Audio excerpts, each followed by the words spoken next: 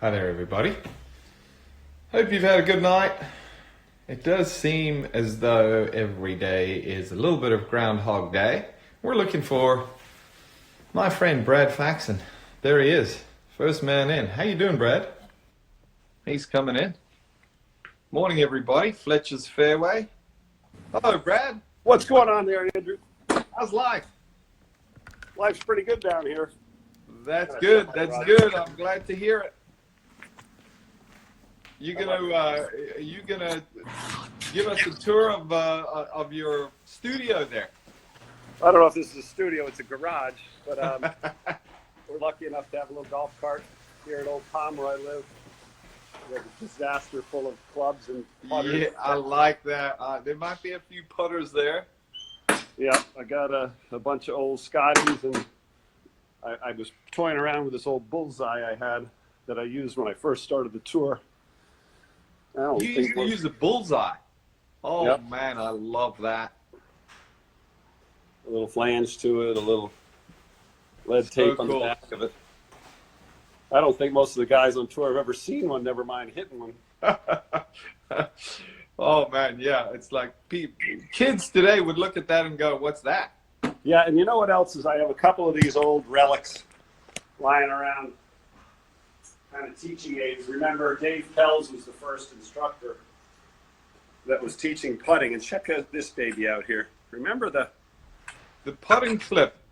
Yes. So you could adjust this thing in two directions. So you could have this for a training aid to try and hit the ball between the tongs there. And then you could turn it around and use it. It was an old 8802 style putter that Crenshaw Palmer used, something like this. It's the hardest thing I've ever tried to do in my life. And I could show you how bad I am at it if you wanted to see it. But one of the old Scotty Cameron cubes. Have you ever seen? I loved that thing. For a long time, I had one of those. I loved it.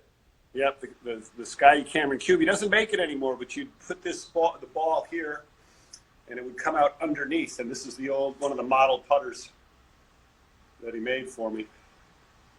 Very cool. I like this thing. Yeah, I like it too. I like it too. So, Brad, what are we going to talk about today, mate? Well, I think are you getting to play any golf down there? The golf course here is open, Andrew. But they're taking all the precautions. I'm going to get my putter out here. I talk better when I have my own putter in my hand. Yes. So, Andrew, the golf course Old Palm here, we're following all the rules. If we play, you have to play in your own cart. No caddies are allowed. Social distancing is in effect full time. They don't have flag sticks in the greens here, which has been an interesting thing to talk about. Old Palm experimented with two things. They took the flag stick and pulled the cup about 3 inches or 4 inches out of the ground so that if you just banged the cup, it counted. Yeah. And this was, I'd say a couple of weeks ago, when we were first trying to figure out if golf was going to be part of this whole thing going forward. And what I found from playing myself and then with some other friends, when people all of a sudden didn't have to judge whether the ball went in the hole and they were putting at this cup and they could putt it as firmly as they want or as softly as they want, the strokes got better. It was kind of wild to watch these people, good golfers. I played with my wife and another couples and then some good players. And they would, kind of all of a sudden the care and the tension went out of their strokes. And I said, boy, if you could putt like that to a real cup, you'd probably do a lot better, wouldn't you? Fear is a killer. Exactly. So that was interesting. Then everybody tried putting the styrofoam with that little noodle in the cup. Yeah. If you touch the flag stick, you could pluck it out of there. And now, the other thing that's interesting now is they've taken flag sticks out at Old Palm and they filled the cups up with sand so you can hit it in the cup still, but there's only like an inch. Yeah. And so now you're hitting your approach shots and you don't know where the hole is on the green. So players are playing more conservatively, trying just to hit to the middle of the green, and they're all saying, I shot my lowest score ever. What? Yes. Getting my coffee over here, but I thought that was really interesting too. I once played. Daryl Kestner was kind enough to let me and a group of buddies go out and play at Deepdale one Monday Yep. during the season, and he said, "You guys can play as many holes as you want, but there's one problem: there's no pins." And No pins. yeah, no pins. It was interesting. Um, because you did change your game plan. You know, it was like, let's try to put this ball in the middle of the green, and that's going to give me the best opportunity to get close to wherever the pin might be. I bet you it would, you know, Bob Rotella, the great sports psychologist, he always kind of preached, let's have a conservative strategy and, you know, and a cocky swing. And I think that's what happens when we take the flag stick out. Guys are saying, I'm just going to hit it to the middle of the green. And sometimes you get lucky and sometimes you don't. But I had an experience myself playing years ago in the Canadian Open when it was at Glen Abbey. I was, you know, probably in the late 80s. I'd been on the tour for 5 or 6 years, and I had a caddy, and we had been fighting about yardages, club selection, and this was a Sunday round. And I said to Cubby, my caddy, who caddied for me for 14 years, I said, let's try something Sunday. We were kind of in back of the pack where we thought really wasn't going to make much of a difference in how much money we could make. Or the position we'd finish. And I said, all right, let's try this. Let's get the yardage. Let's pick out the club we would use, and then let's not use that club. So if it was a 175-yard shot, it was an obvious 6-iron, I had to hit either a 7 or a 5. Yeah. And the only contingency to that was if it was a par 5 where we had to take a 3-wood to reach the green, we could hit the 3-wood. Okay. So I'm playing, and I played with another tour player named Jadon Blake. And we had played the first 11 holes, and Blake had no idea what we were doing. We didn't tell anybody that. We got up to the 12th hole, which was a really tough par 3, very Jack Nicklaus, like little angle, shallow green. Yeah. And it was 190 yards, a little downhill. It was a perfect 5-iron back then for me. And I said, you like 5-iron? And he goes, yeah. I said, so what are we going to hit, 4 or 6? You know, so I said that to Jadon Blake's like, what are you guys doing? and I ended up hitting a hard 6, drew it on the green, and I hit 17 greens that day. Wow. 17 greens, not ever using the quote-unquote correct club, but what we learned from that and what Rotella's big, you know, hey, conservative strategy, cocky swing, but it's better to be decisive than it is to be correct. It's more important to be decisive. And that was a great line from Rotella that I used throughout my career. It's better to be decisive than it is to be correct. Write it down. Write it down. I agree. That's a good story. That actually reminds me of a story I heard a while back. I think it was James Hahn on a par 5 was getting in an argument with his caddy as to whether he should go for it or not. And so they stood in the fairway and they did rock, paper, scissors to decide. And I think James Hahn won, and he wanted to go for it, and his caddy said no. And so he hit the shot, and it landed over the water, rolled back down the hill into the water, and his caddy was like, you see, I told you. Rock, paper, scissors. I'd love to see that on TV. Man. That's great, isn't it? Yeah. So Andrew, you asked me, you know, an hour ago, you gave me a buzz to talk about what can we talk about. The last 4 or 5 years now, I've been working at Fox Sports doing the USGA's events. So obviously the U.S. Open for the men, the women, the seniors, and then all the amateur events that we televise. And in this world we're in now, where we don't know anything about schedules, what's going to happen coming up. I think the first news I've seen really where we have a positive move, and I hope that the women, I talked to Julie Easter last night, who works with us at Fox and obviously has won the U.S. Women's Open a couple times. The Women's Open now is moved to December. They're slotted in December. I'm still going to say at the same course in Houston at the Champions. Okay. One of the big things that two things that I really wasn't thinking too much about how hard or how easy is this going to be to schedule all these, you know, majors. The Masters supposedly has a date in November. Where could the U.S. Open go? It doesn't look like, unfortunately, Winged Foot, where we were slated to play this year in June, is going to happen there because two things. Light. You know, when you go later in the season, you lose all this daylight. And at the U.S. Open, as you know, they start players, I believe, at 6:45, sometimes 7 a.m. is the first tee time, and the players are on the golf course till 8:30 at night. You know, the rounds take 5.5, 6+ hours. So if you don't have a full day spectrum, Yeah. that's one thing. So they've looked at a couple alternative sites on the West Coast that I've heard, both Torrey Pines, which is supposed to have it next year, and Pebble Beach, because Torrey has 36 holes, and Pebble Beach you could play Spyglass Hill in order to get two sets of people around. I don't know if that's in stone yet or when that would happen, but the other big issue, and it was really the big issue, is television. And especially when you go up against the NFL. And I've seen the PGA Tour in the last few years, they've moved to this wraparound season where we've tried to get the Tour Championship to finish before football season, NFL starts. Yeah. And it's working. The ratings have been better. You're finishing the final event of the Tour Championship before the NFL season starts.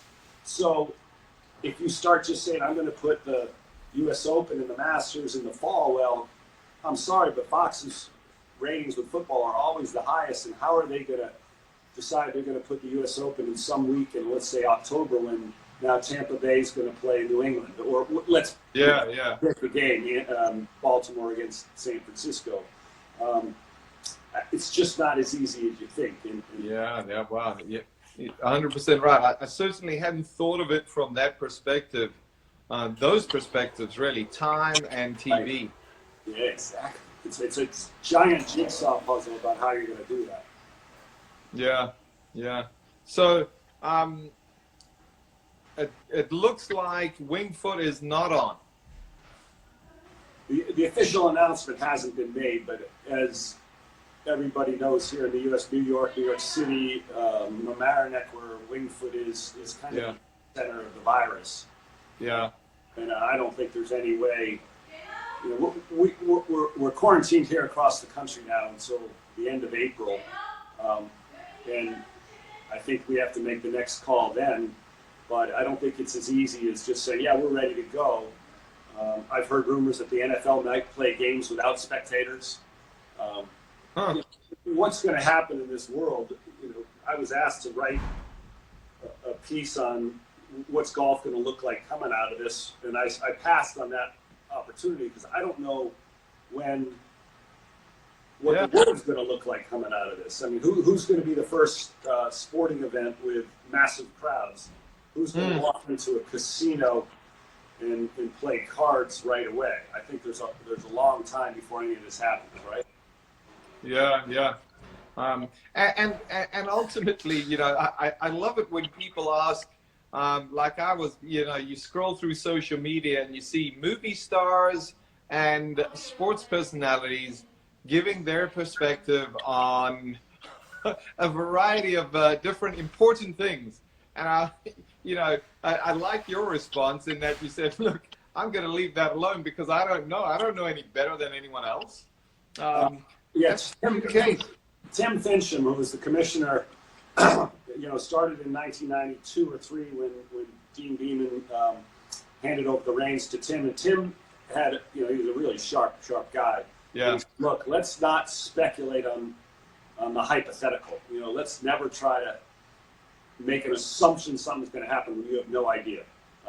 You can only look, foolish in some of these respects, and that's why I didn't want to do that article at all. Good idea, I think. Good idea. Brad, come on, let's talk some putting. You're the putting guru. I know you've been doing quite a bit of coaching. You've coached some high-profile players with the flat stick on the greens. Well, I got into this, coaching, teaching, talking. I don't even know what to call it. I don't know if I'm coaching somebody when I are, You're consulting. They're more conversations, really. And I was known to take a lot of lessons as a player, so I have experience. But, I played a long time on the tour. I was a good putter for a long time. But that doesn't mean you're going to be a good instructor, a good coach. Coaching really is about, having a lot of knowledge. It doesn't necessarily mean you have to have a lot of skill. I mean, because Jack Nicklaus and Tiger Woods were the best players in the world, we don't know if they're going to be great instructors or great coaches if that's True. what you try to do. I mean, their stories are always good, but how do you pass those along so you improve a player's performance? Mm. And you know, so I've come at this more from the playing side of you, and by being around people like yourself that have taught for a long time, or other putting instructors, whether it's a guy like David Orr or other players like Ben Crenshaw, where I've asked a lot of questions, Scotty Cameron, who I've learned the most from. Those are the people, and Paul Vizanko, who works down at Titleist as well. But I mean, I've listened to everybody. I read a lot. I know what it was like to play under pressure. I know what it was like to have too many thoughts. And what I do know is when you have too many things going on in your head, it's hard to play any sport. How do you clear the mind and get somebody more singly focused on one or two easier things to think about when they play? And, it's easy to say, just forget, stop thinking and do this. Yeah. But when you're struggling, you got to give somebody some technical advice that might be hard at first and gets easier later. Sure. And it's really a challenge to me. And I don't know about you. Have you ever had, look, I'm only really helping, top players. You look really good when one of the best players in the world comes to see you, don't you? But yeah. I haven't had any of these players come and say, I've got nothing to think about. I'm not taking enough time. I need more thoughts. The players don't say that, right? It's the opposite. Yeah. It's like, boy, I'm a little stuck. As I get closer to the hole, I panic a little bit more. Nobody ever says I'm struggling with just long putts. Nobody. Yeah. They're trying to find ways, to me, in how to practice. And there's two different ways. We talk about random and block practice all the time with full swings and short game. And to me, it's like, okay, you have the kind of practice you got to do when you're away from a tournament, like right now. We don't know how long it's going to be. Yeah. Back out, and you can work on some mechanics right now. But when you get to the golf course, how do you practice before you go to play the day of the event? Thursday morning, what's your putting routine look like versus when you have a week off and you're really trying to grind on mechanics? I think those are big differences, aren't they? I would agree, yeah. Brad, one of the things I wanted to ask you, and I want you to carry on with where you were going with that. I wanted to ask you, when you were rolling it and you felt like, this ball's most likely going in, when you got over the golf ball, what were you thinking, feeling? And I know it wasn't technical. What was your mind going through when you were putting great? Well, that's a good question, and I talk to a lot of the players about routine, and there's the physical routine that you would see someone do, whether it's how many waggles or practice strokes they have, what are they doing beforehand. I always like to watch what players, what are their feet doing? Are they moving around a lot? Are they in motion? Are they re-gripping the club? How many looks do you have? How long do you take once you've looked from the hole back to the ball between when you go? We talk about routine, but having a great physical routine is one thing. But if you're not using that to get into a better state of mind so that you're allowing, to have more freedom, flow, effortlessness, whatever you want to call that in your stroke, the physical routine is unimportant. I don't care if your physical routine was different every time if it freed up your mind. And we've seen some players like Jack Nicklaus who stood over that ball for the longest amount of time, and he would often say afterwards, I was waiting till I felt great standing over the ball. I don't see many players that have been able to do that. Yeah, that's unusual. Yeah, and so I have preferences for what I like to see. I mean, I love to see a good grip when a player holds onto the club. I've got the reverse overlap grip that almost all the great players seem to use. Both thumbs are down the shaft. And just for as a notice here, Brad, we know you're not a left-hander, but for some reason I've learned this week that righties come across as lefties. So right now it looks to us like you're a lefty. That's you can grip it either way. Grip it your normal way. It's fine. That looks like a righty now.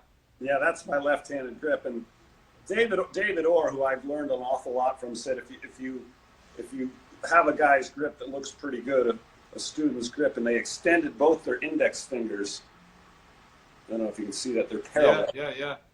So I like that. And then I told you offline that I'm writing a chapter for Martin Davis. Does all these great coffee table books, and he's doing a book. His next one's on Arnold Palmer, and he's done a couple on Hogan. He's gotten one on Nicholas. Bobby Jones, you said you had his.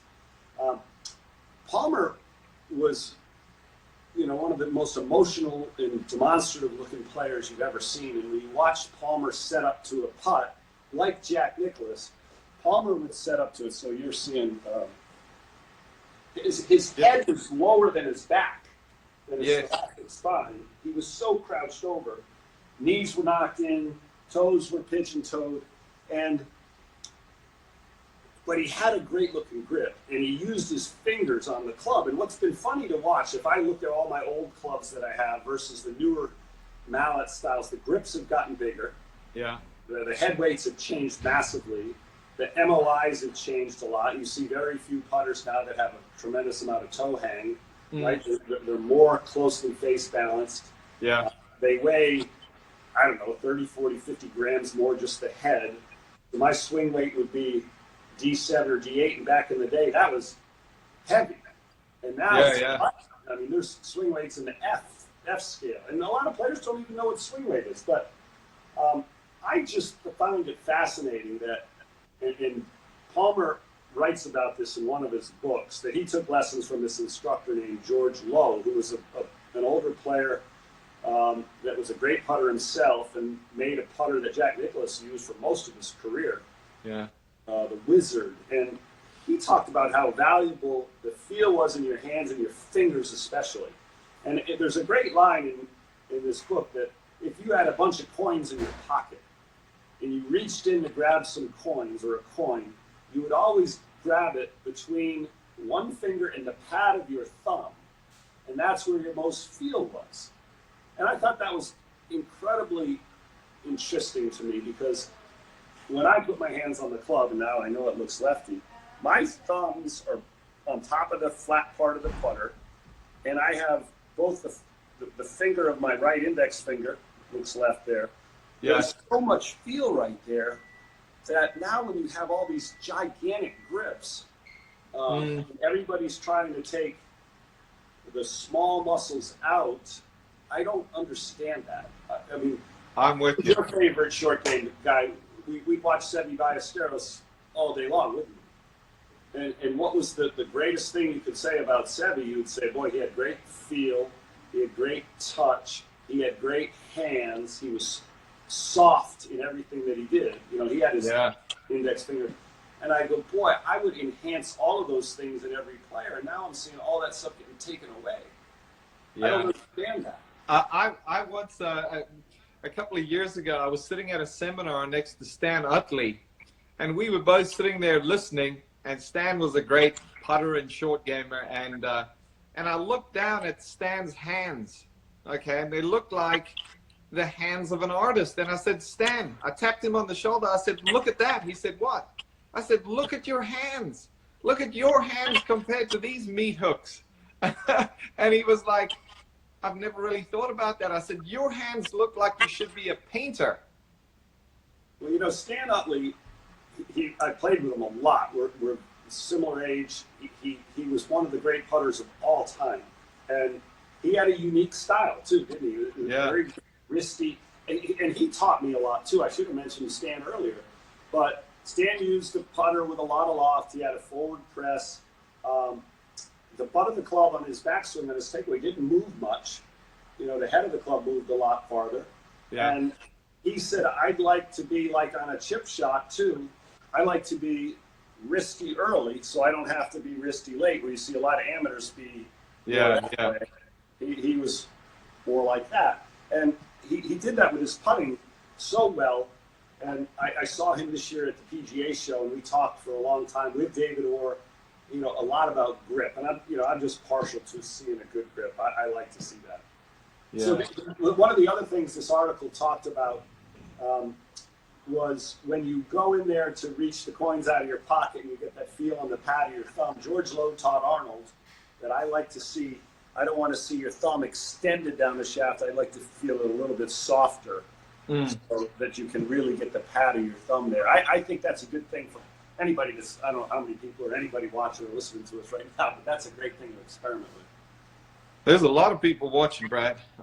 Yeah, this is, and we're going to share this a bunch of places, and you're going to be able to share it. So yeah, people are listening, and I must say that analogy of, you know, even if you're trying to coach someone to get their grip on there, if you held that coin between your thumb pad and that index finger, that's a good way to get people's hands on there, I think. Yeah, and if you went around the world and saw molds of people's grips, I think the two that we've seen the most as players and instructors is Ben Hogan's grip and Arnold Palmer, where you could see a bronze of those grips, and they always looked very strong with a purpose. Yeah. So Brad, I've seen a number of people have asked, scrolling across the bottom of the screen, indoor, obviously a lot of people don't have the ability to get out there and go and putt on the putting green like you do. What can people do indoors? So keeping in mind, we've obviously got green reading that goes out the window. You're not going to be able to work on your green reading indoors. Hopefully it's a pretty straight putt. So we've got speed control and start line. What you got any drills for people to work on while we're locked down here? Well, we are in lockdown. It's nice to have a good carpet somewhere in your house, you know, that we just relate the kind of the speed. I've got a well putt mat that I have here that I like. I got a carpet. Those are great. I've always thought that your best practice would be outside when you're in the elements, where you can see, sense, smell, hear. And inside, I get stumped by this question, but I've seen videos now. We've seen more social media of players doing stuff inside. And I'm fascinated by some of the great instructors like James Ridyard, or I love watching Brett Rumford, and whether it's pitching into a ladder. Awesome. Trying to hit it as high as you can, as early as you can. I love these ideas, but for putting, I've seen different, practice drills inside, and one of my favorites. Now, for a right-handed player, I was very right-sided feeling. You know, I like the ability to use my right hand, and I know this looks opposite. I like the ability. And Tiger has practiced an awful lot with just his right hand.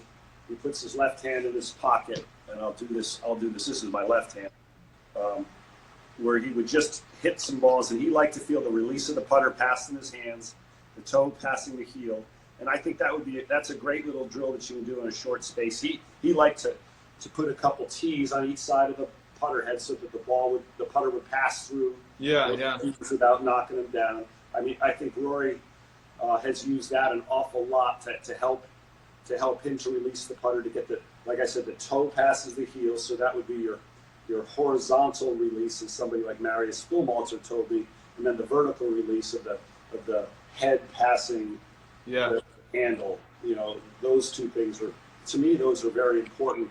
And I like to see synchronicity in symmetry in the stroke, right? So I like to use an image that the backstroke and the follow through are similar in length.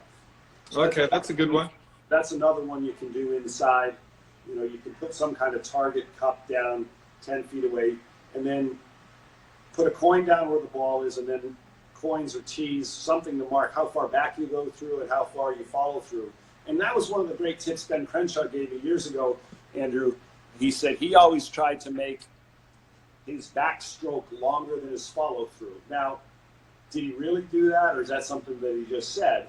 But Stan Utley would have agreed with this, that if your stroke is very short on the backswing and very slow, and you have to have more of a rapid change in your transition and have too much speed, and which I think causes a lot of inconsistency in your distance control, your start lines, in your pace. So to me, it's a perfect time now to practice, and you can do this looking in a mirror, a lot of mirror work right now, and working on your setup.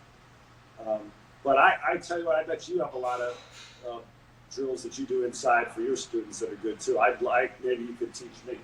You know, Brad, I'm actually going to film a video later on today just to put out on my YouTube channel because so many people have asked. And the one thing we can all do indoors is putt. Yeah. Even if it is on a wood or tile floor, but hopefully everyone's got a mat. And I think a good one is just give yourself a challenge, you know, use instead of that putter clip that you had there, put 2 elastic bands around the face. Exactly. I've got an iron here, but put a band there, you know, one there and one there, and you've got to try to see how many you can hit in between and scooch them closer and closer and closer and closer as you get better with it. I think that's a good one. We can, if you, depending on the length of the mat that you've got, put some dollar bills out and go, I've got to try to stop one there, one there, one there. And I would encourage people to vary things up. Try to not do the same thing over and over and over, because golf has nothing to do with doing the same thing over and over. That's a good, and let me just show everybody if people are joining later. This Yeah. That's it. The old, I think he called it the teacher. This was Dave Pelz's putter that he modeled off the 8802. And he had these clips that you have a screw in them so you could actually take them off. But I have found this to be the most difficult thing I've ever done. I mean, these are tightly put together. Yeah. And this would be something I would never want a student to do right before they go out to play.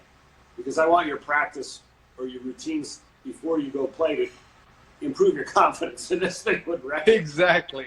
It's going to break you. Last night, and I hit it almost always off the top, and it's the worst sound. So I don't know if I recommend this stuff all the time, but now when you're stuck inside, it's good to try. Yeah. You know, I think, Brad, just engaging with the game, watching these kind of little live sessions, getting the clubs out, chipping a few in the backyard, rolling a few putts, just understanding. I think for years, and you're most probably the same, when you were putting great, you didn't know that the important factors were speed control, start line, and green reading. It's nice for people just to have that understanding. What am I working on here? I'm working on my speed control. I'm working on start line so I can start this ball on line, which is the rotation of the face, getting that face to return back to that angle that you're looking for. Right. So, you know, I hate to just break down putting into 5 simple things or 5 ideas, but I say, look, there's a pre-shot routine that you do before you putt. You have the skills part that we've talked about reading the green, starting on your line, and hitting the right speed, the right distance. And then there's the post-shot routine or the acceptance of what you've done. So, I mean, that's pretty simplistic to just say, hey, there's only 5 things you got to do. But what's the most important thing out of those 5? Having a good pre-shot routine, starting an outline, reading it correctly, hitting it the right distance, or how do you think afterwards? And I had a PGA Tour player come to my house, let's call it right before the Honda Classic, so a couple months ago. And, you know, he was a tour winner, and we were sitting in my office just talking before we went out to the course. And I think it was the AT&T was on TV on Thursday or Friday, and Harold Varner was hitting a putt at Pebble Beach. Now, Pebble Beach obviously has a lot of slope, and the sound was off, and we were just chatting. And Varner hit a nice putt from 20 feet. It hit the top edge of the hole and went about 2 or 3 feet by. And I said, boy, this might be a great starting point for me to get to know this guy and him to get to know me a little bit. So I rewound this, and I said, hey, listen, let's watch this. Pretend this is you. Watch this putt and tell me what you would think or what you would say to yourself after you hit this putt.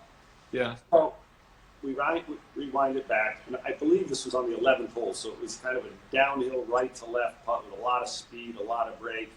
Hits the high side of the hole. Maybe it was number 8. It was just a really tough putt.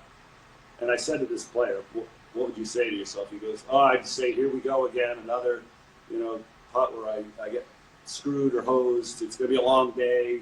Yeah. I was like, wow. I said to myself, if I hit that putt, I would be excited that I hit a great putt. Couldn't wait to get to the next green to do this again. If I keep hitting them like this, I'm going to shoot low. And the more I'm around the top players, the more I think, how you think afterwards is as important than anything else. And to me, the reason why I say that, Andrew, and you've taught way more better players than I have, that if you have a player that has decent mechanics and he can't think positively after he's hit a good putt that doesn't go in, I don't think that all the work in the world on your mechanics can help you at all. Great point. Right? I mean, how? Great point. What did the greatest putters have in common?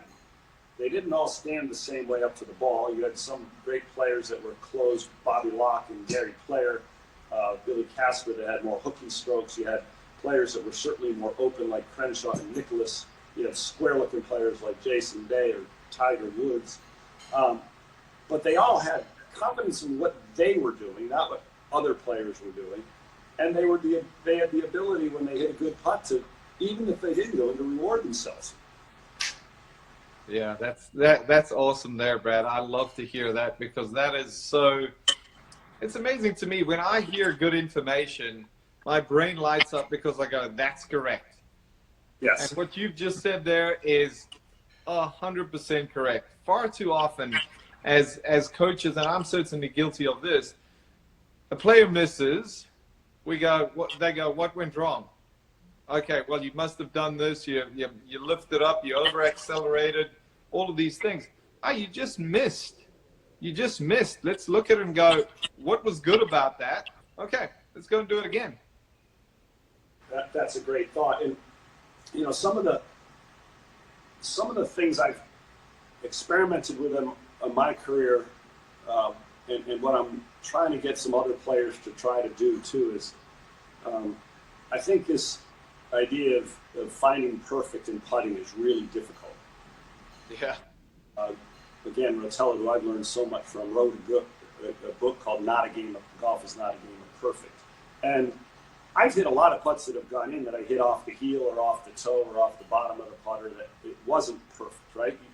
And I've actually had players try to, I show them, let's hit some off as far off the toe as you can. Let's hit some as far off the heel as you can. Try and top a putt and make it. And one of the things I think that, you know, I see most players now warming up and practicing with a mirror to work on their alignment, their postures, their takeaways. I see the gait, you know, the perfect putt in the gait. And I would say, here's something to try out. And this is a little bit off the grid.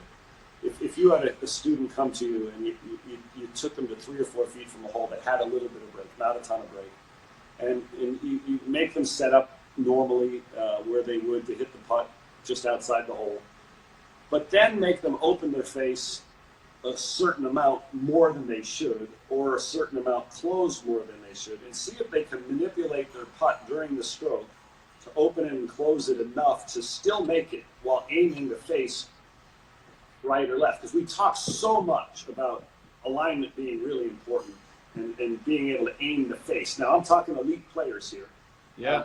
And I think that where you have the face of the dress is pretty overrated right now. Because I would agree. I don't think the top players are that far off.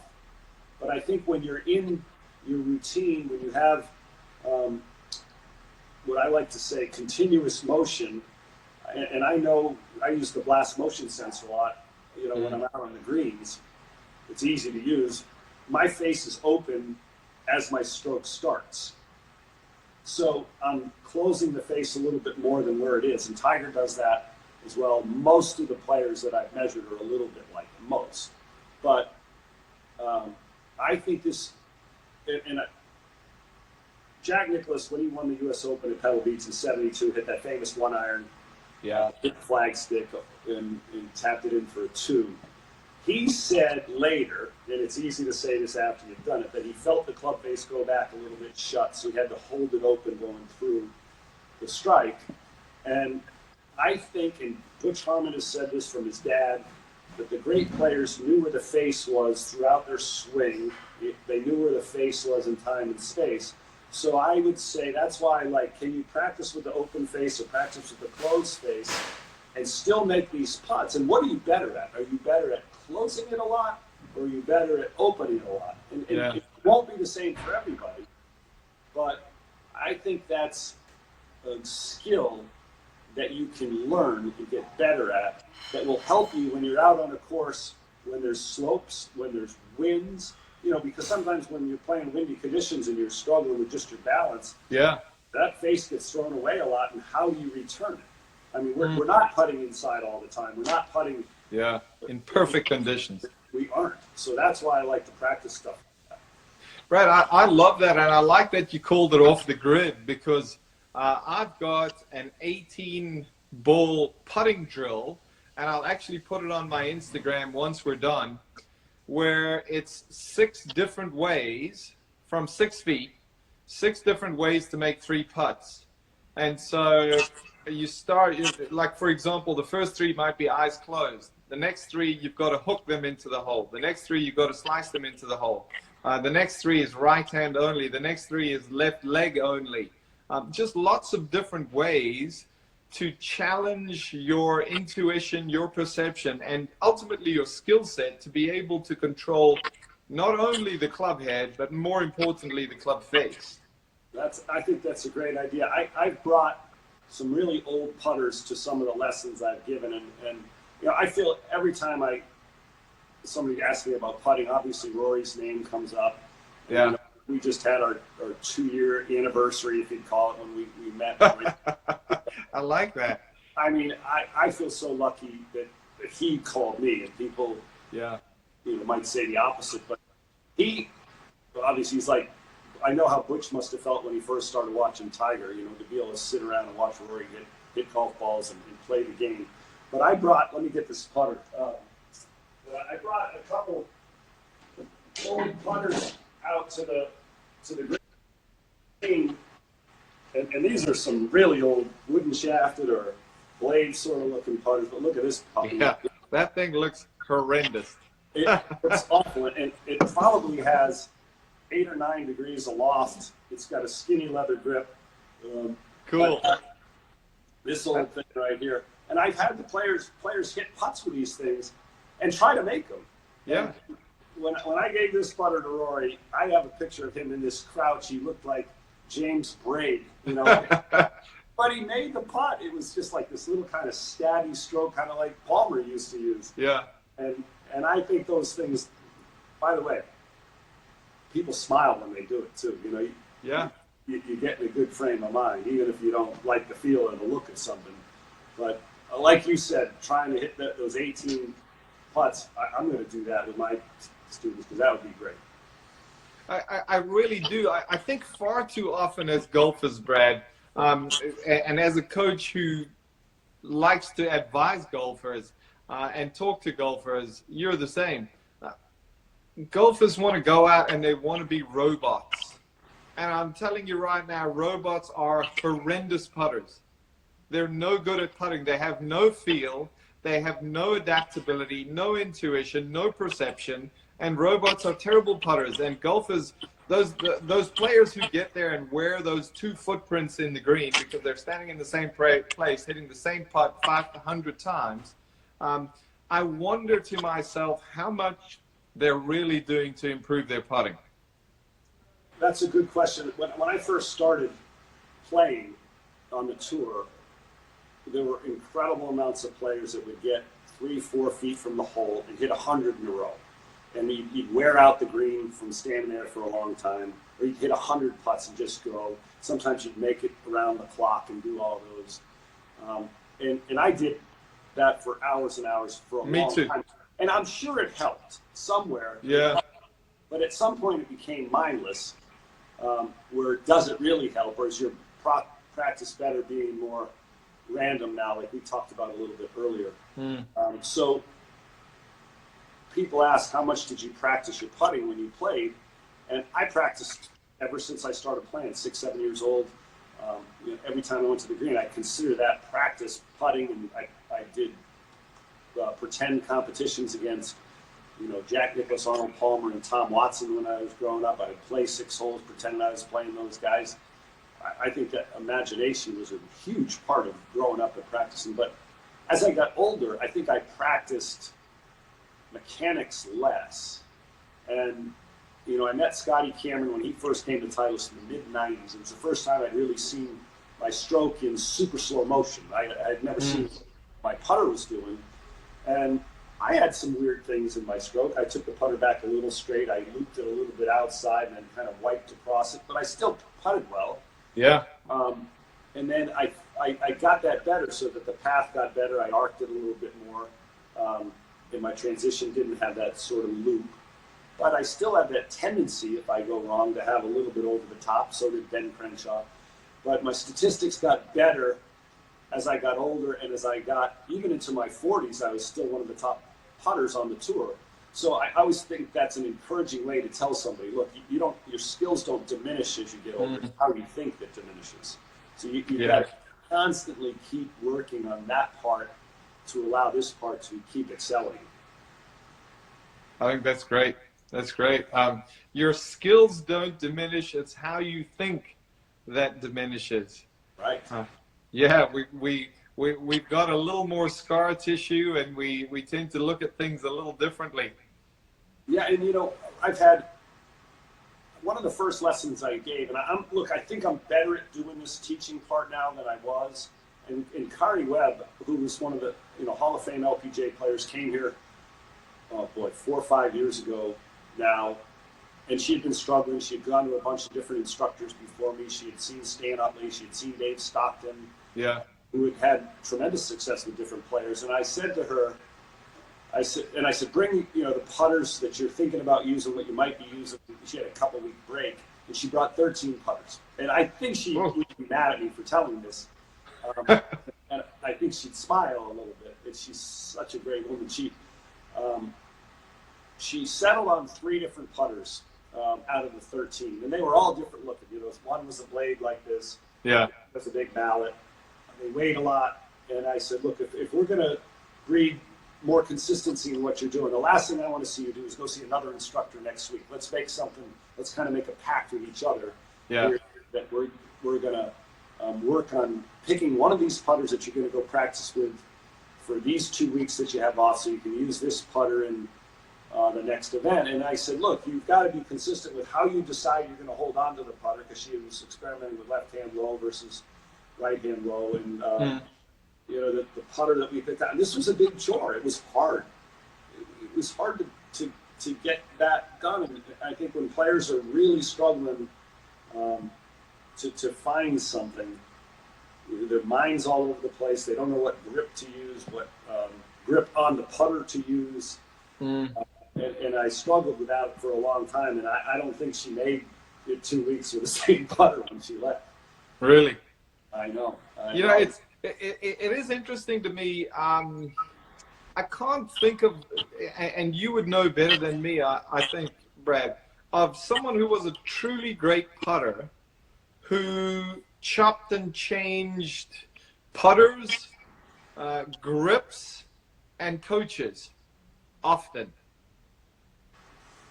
Well, I don't know. If you go down anybody's list of the top 10 putters of all time, let's just pick.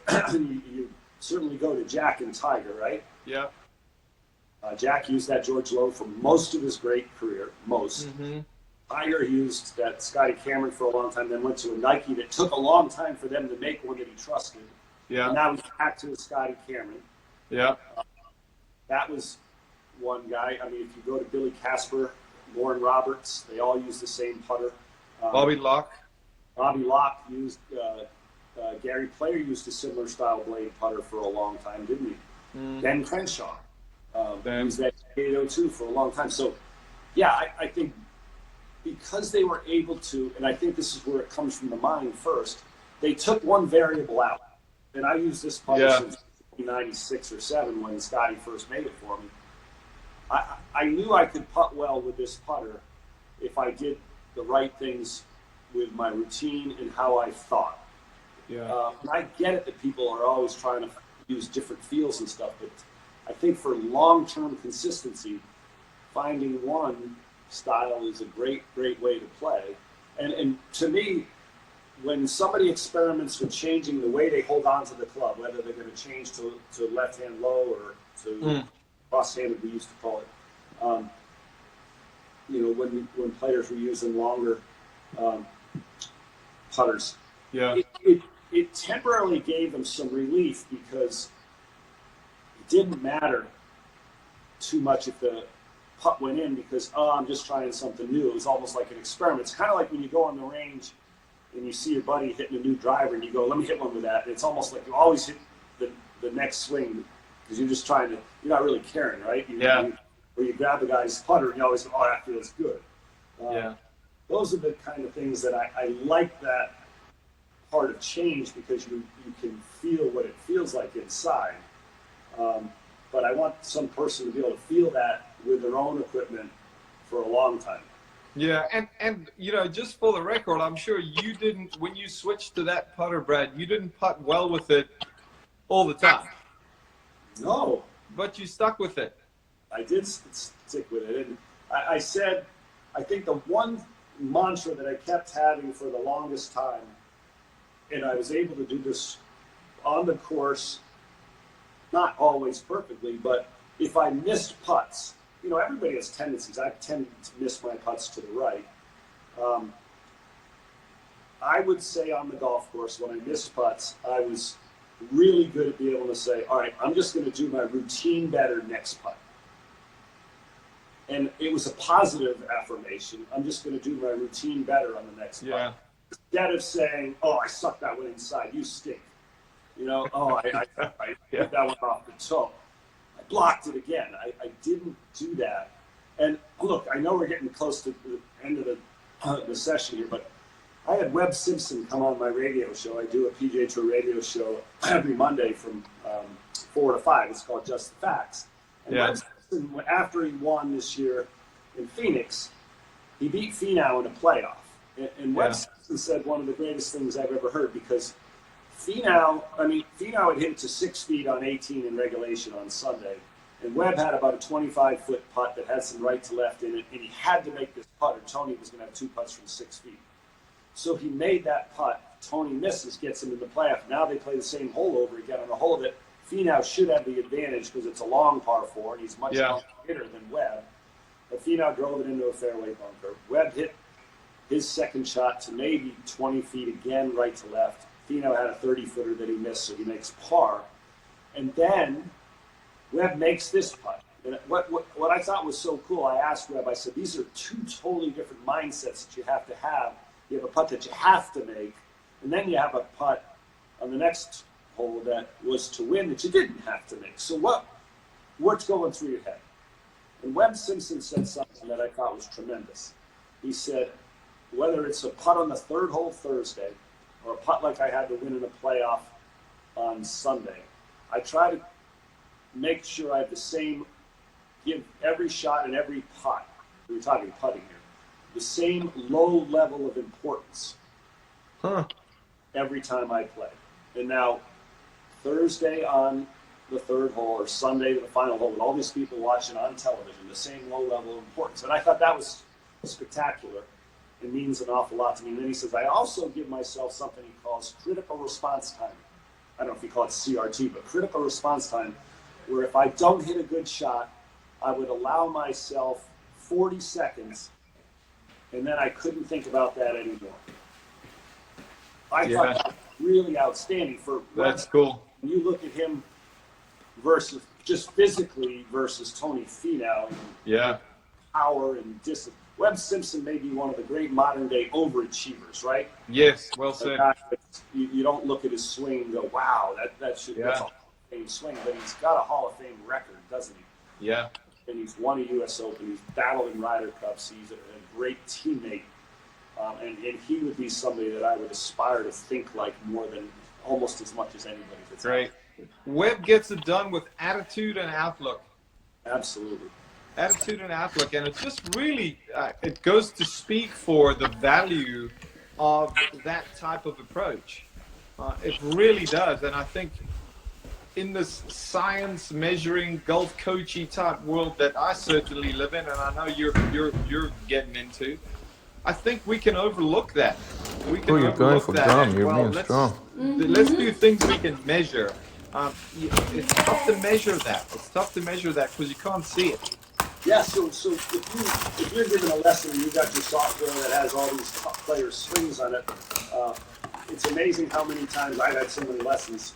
I'll get on there and everybody will put me up against, let's just say Adam Scott or one of the Tiger, and very rarely do you see Webb Simpson be a model. Why don't you do what Webb does or what Furyk does? Even those two guys are two of the straightest hitters that have ever played. Yeah, it's remarkable. So the way that he approaches the game is something that more of us should study and learn from. I agree. Impressive. I agree. Brad, thank you so much for your time, my friend. I've enjoyed learning from you, and I always enjoy our chats, and we can get on the phone and talk for hours as we've done in the past. It's so cool for you to take time out of your day as the person in the golf industry that you are, and I love your commentating, by the way, but I love your openness to share and learn even more. So thanks so much for that, Brad. Really appreciate it, mate. Keep it up. I can't wait to watch your Instagram now for all these cool little putting drills I'm going to try out. Okay, I'm going to post it straight away. Thank you to everybody that watched. I've seen a lot of scrolling down here on the bottom of my phone, but I'm too far away to read who's been out there. And I know you've had a lot of great different instructors and golfing personalities on, so keep it up. Hey, thanks, Brad. Stay safe, and everybody out there, stay safe. I'm going to record this. I'll post this on YouTube in the next couple of days, and Brad, I'll make sure to share it with you too. Let's keep doing something like this. We've got to be good for another month for sure. Yes, we can do it. All right, buddy. Thank you. Thanks, hey. Cheers. Bye now.